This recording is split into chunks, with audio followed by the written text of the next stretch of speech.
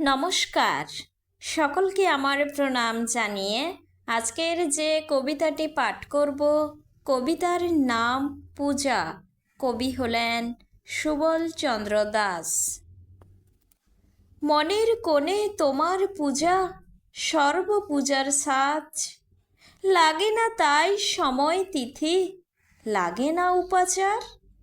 কাঁসর ঘণ্টা ঢাক ঢোলেতে কাহার হয় পুণ্য?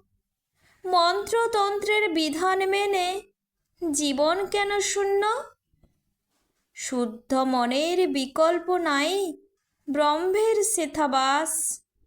সবার মধ্যে বইছে সেই পরম প্রিয় শ্বাস।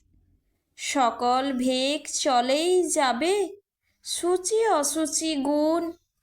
পেট পূজায় পড়লে টান, মুক্তি হয় চুন। আপন মনে আপনি আছে, নয়নে আছে আলো। শুদ্ধ মানুষ সবার প্রিয়, সবার কাছে ভালো। নমস্কার।